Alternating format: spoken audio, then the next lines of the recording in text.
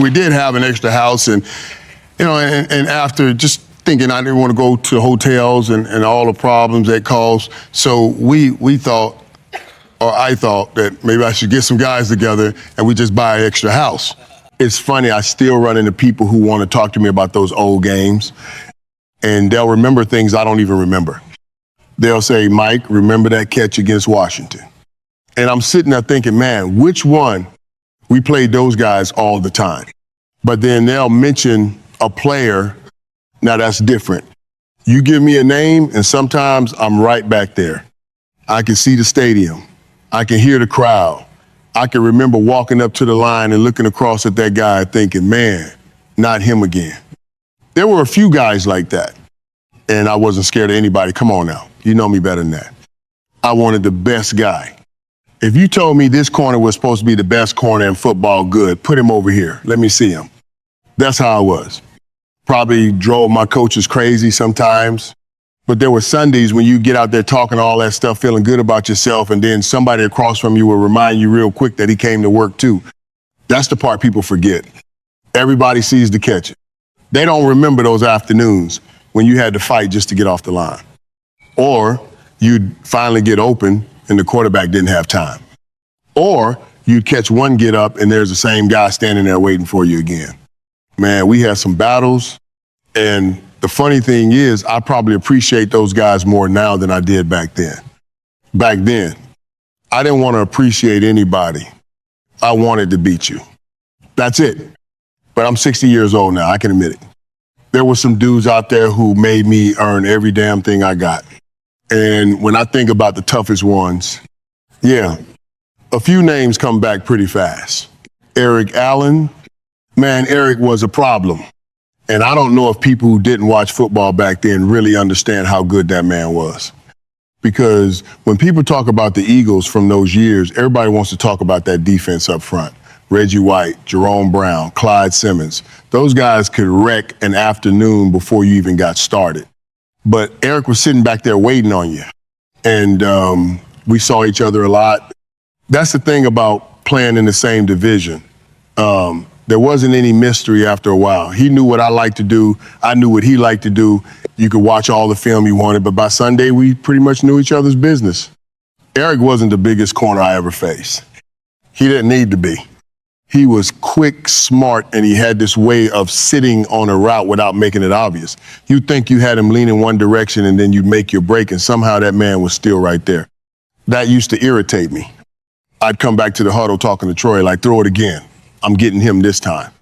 And Troy would give me that look, the look. Like, Mike, just run the play. But that's what Eric could do to you. He made it personal.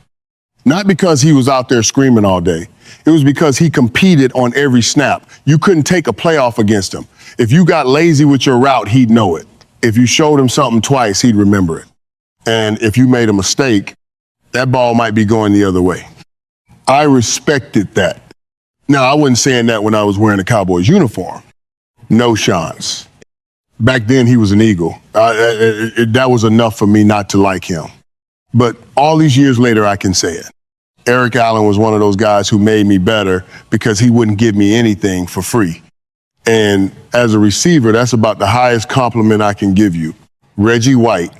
Now I know what you're thinking. Mike, you were a wide receiver. Reggie wasn't covering you. I know that. Trust me, he didn't have to. That man could ruin my day without coming anywhere near me. That's what people forget sometimes. A receiver can beat his guy clean, run the route exactly the way he's supposed to, turn around expecting the football, and the quarterback is running for his life. That happened when you played Reggie. I remember looking across before the snap sometimes and seeing him over there, and you already knew what the problem was going to be. Can we give Troy enough time? That's it. Because I could be feeling great. I could have my matchup. Maybe I saw something on film all week that I knew I could get. Didn't matter. Reggie got there first. And Lord, that man was strong. You'd watch offensive linemen who were big men themselves get moved around like they were standing on roller skates. I used to look at that and think, I'm glad that's not my job. I had enough problems outside, and Philadelphia made everything worse. Those games weren't friendly. Not even a little bit. You walked into one of those Cowboys, Eagles games, and you could feel something different. The crowd was on you. The defense was coming after you. Everybody was talking, and Reggie was right in the middle of it. The funny thing about him, though, was he didn't need all that extra stuff. He didn't have to convince you he was tough. You knew. Everybody knew. That's what I respected about Reggie. There are guys who look intimidating until the ball is snapped. Then there are guys who somehow become more intimidating after the ball is snapped. Reggie was that second kind. And I remember there were plays where I'd get open, come back to the huddle and say, man, I had him. Troy would look at me like, Mike, I didn't have time. What are you going to say? Nothing. You go back out there and try it again? That's what Reggie White did to an offense. He changed what everybody else was allowed to do. So, no, he didn't line up across from me.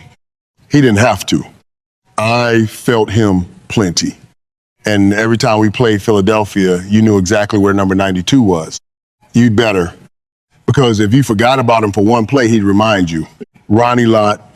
Now, that's a name that could make a receiver pay attention. I didn't see Ronnie as often as some of the other guys because we weren't in the same division, but I saw enough. And honestly, I'd seen enough of him before I ever got to the league. Everybody had, you watched the 49 ERs and you knew who number 42 was.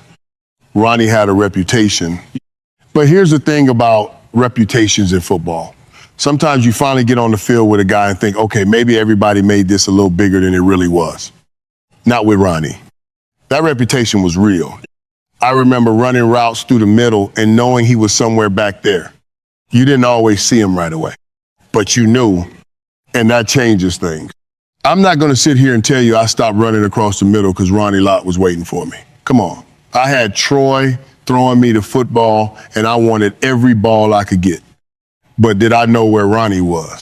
Absolutely. Anybody who tells you otherwise is lying. There was something about the way he played. He wasn't just trying to tackle you. He wanted you to remember the tackle. You catch the ball, secure it, turn up field. And there he was. Boom. Then you get up acting like nothing happened. That's the receiver's rule. Never let the defensive guy know. You walk back to the huddle nice and slow, maybe say something to him on the way, and meanwhile, you checking to make sure everything still works. That's football. But Ronnie wasn't only a hitter, and I think that's important. People remember the violence because that's what makes the highlights. That man could play. He understood angles. He understood what quarterbacks were trying to do. He could read the field. You couldn't just fool him with some little move and think he was going to disappear. That's why I respected him. There are plenty of guys who can hit you. There aren't many who can think the game, cover ground, make plays on the football, and then hit you like Ronnie could. And I loved competing against guys like that. Maybe I didn't love it quite as much on Monday morning. Monday morning, Ronnie Lott didn't seem nearly as much fun. But that's the truth about the great ones. Years later, you don't remember the easy Sundays. You remember the guy who made you check where he was before the ball was even snapped. Ronnie was one of those guys. Deion. Oh, man. Now we're talking. People see Deion and me together now, and they know the friendship. They know the talking, the laughing, all of that. But before we were teammates, that was different. We were both loud. We both believed we were the best at what we did, and neither one of us was interested in being humble about it. So you can imagine what happened when we got across from each other. I wanted the football. He wanted me to disappear. Simple as that. And Deion was frustrating because you couldn't play him the way you played everybody else. You'd come off the line thinking you had space and he'd give you some more. That's when you had to be careful because Deion could make you think you were open. That's what made him different. Some corners were physical. They'd get their hands on you, fight you all the way down the field, make everything ugly. Deion didn't always need to do that. That man trusted his feet. He trusted his speed. And Lord knows he had plenty of that. I'd make a move and think, okay, I got him. Then I look again and he's right there. That's irritating for a receiver. Real irritating. And of course, neither one of us was going to shut up. If I caught one, he was going to hear about it. If he broke one up, I was going to hear about it.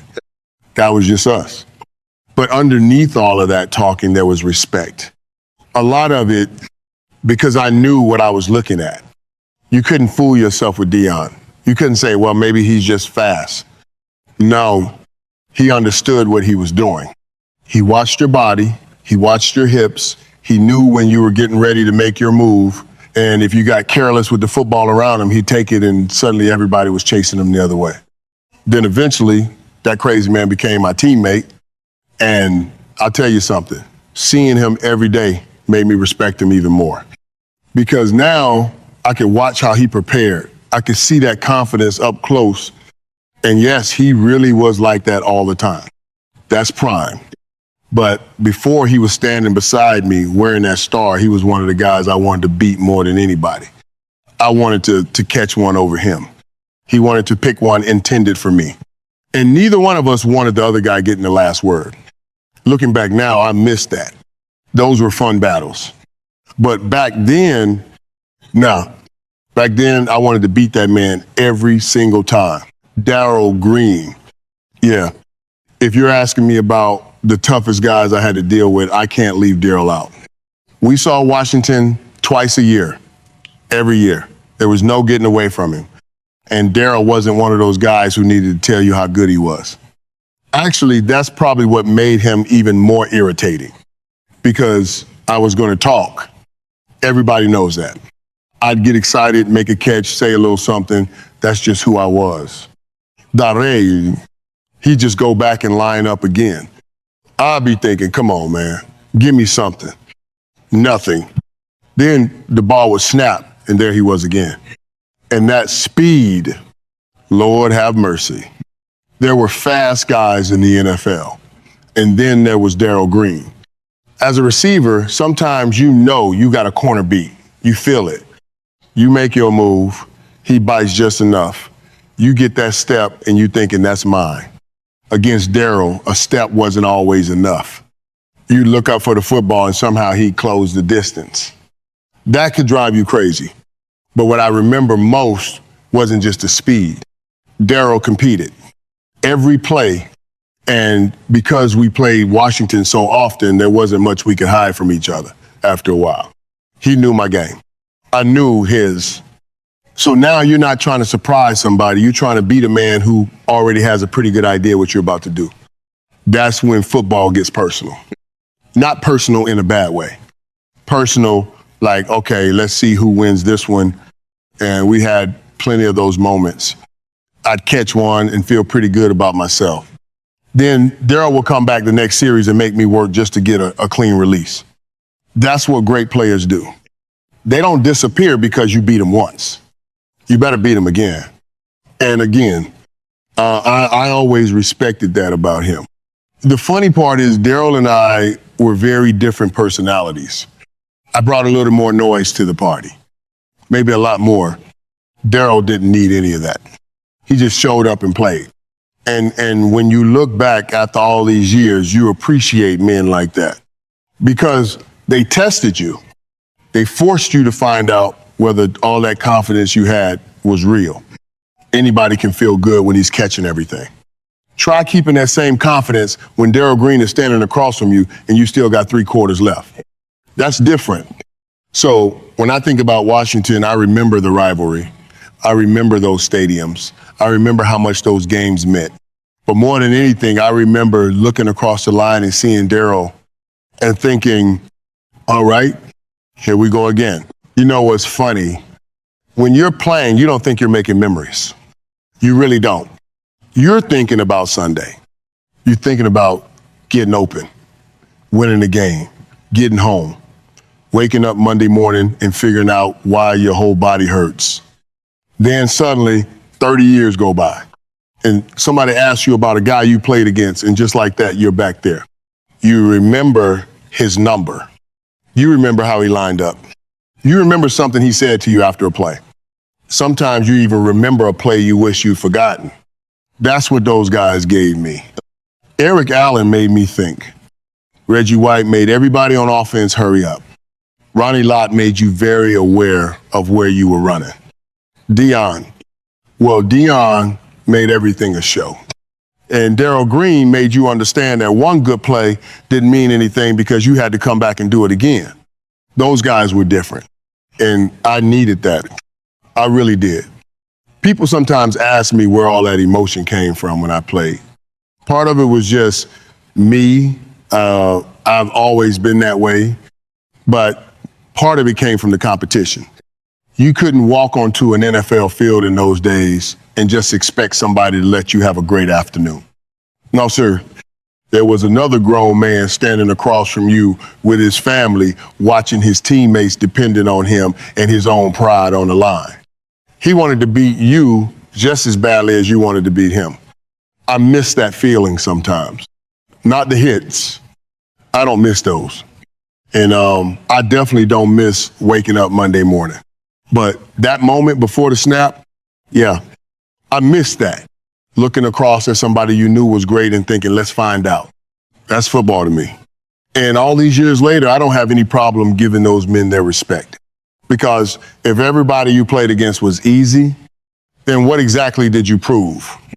The great ones made you earn it. And those 5, man, they made me earn plenty.